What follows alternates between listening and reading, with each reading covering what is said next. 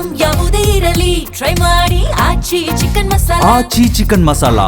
ಇನ್ನು ಮಧ್ಯಪ್ರಾಚ್ಯದಲ್ಲಿ ಯುದ್ಧ ಆಗ್ತಾ ಇದೆ. ಪೆಟ್ರೋಲ್ ಡೀಸೆಲ್ ಮೇಲೆ ವಾರ್ ಎಫೆಕ್ಟ್ ಯಾವ ಪ್ರಮಾಣದಲ್ಲಿ ಬೀರ್ತಾ ಇದೆ ಅಂತ ನೋಡ್ತಾ ಹೋಗೋಣ. ಗ್ರಾಹಕರ ಜೇಬು ಸುಡ್ತಾ ಇದೆ ಪೆಟ್ರೋಲ್ ಮತ್ತು ಡೀಸೆಲ್. ಪೆಟ್ರೋಲ್ ಹಾಗೂ ಡೀಸೆಲ್ ಬೆಲೆಯಲ್ಲಿ ದಿಢೀರ್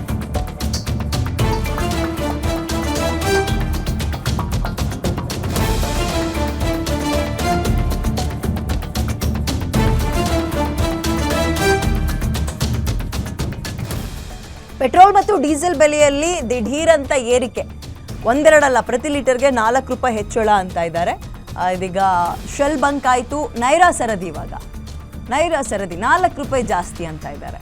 ನೈರಾ ಬಂಕ್ನಲ್ಲಿ ಪೆಟ್ರೋಲ್ ಮತ್ತು ಡೀಸೆಲ್ ದರ ಏರಿಕೆ ಆಗಿದ್ದು, ಇದೀಗ ಪೆಟ್ರೋಲ್ ಡೀಸೆಲ್ ಇಲ್ಲ ಅಂತ ಕೆಲವೊಂದು ಕಡೆ ಸುದ್ದಿಯನ್ನು ಹಬ್ಬಿಸ್ತಾ ಇದ್ದಾರೆ. ಮತ್ತೊಂದು ಕಡೆ ರೇಟ್ ಕೂಡ ಹೆಚ್ಚಳ ಆಗಿರೋದು. ನಿಜಕ್ಕೂ ಬಿಸಿ ತುಪ್ಪ ಬೇಕೇ ಬೇಕು, ಏನೂ ಮಾಡೋಕ್ಕಾಗಲ್ಲ, ಹಾಕಿಸ್ಕೊಳ್ಳೇಬೇಕು. ದುಡ್ಡು ಜಾಸ್ತಿ ಆದರೂ ಕೂಡ ಗಾಡಿಗಳಿಗೆ.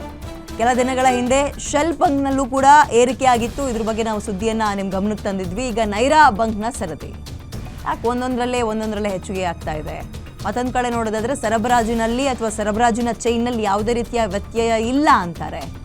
ನಮ್ಮಲ್ಲಿ ಶೇಖರಣೆ ಕೂಡ ಇದೆ ಅಂತಾರೆ.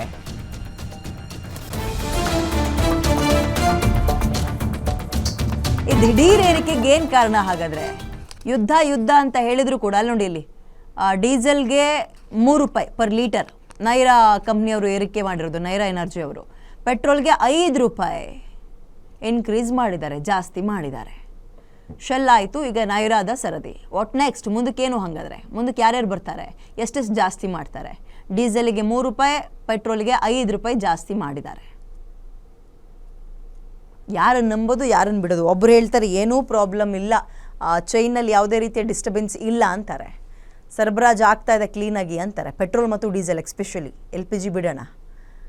ಮತ್ತೊಂದು ಕಡೆ ಹೀಗೆ ಸಿಗ್ತಾ ಇಲ್ಲ ಅಂತ ಕ್ಯೂಗಳ ಬಳಿ ಜನ ಜಮಾಯಿಸ್ತಾ ಇದ್ದಾರೆ.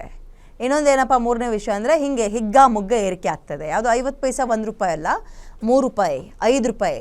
ಪೆಟ್ರೋಲಿಗೆ 5 ರೂಪಾಯಿ, ಡೀಸೆಲಿಗೆ 3 ರೂಪಾಯಿ ಏರಿಕೆ ಮಾಡ್ತಾ ಇದ್ದಾರೆ.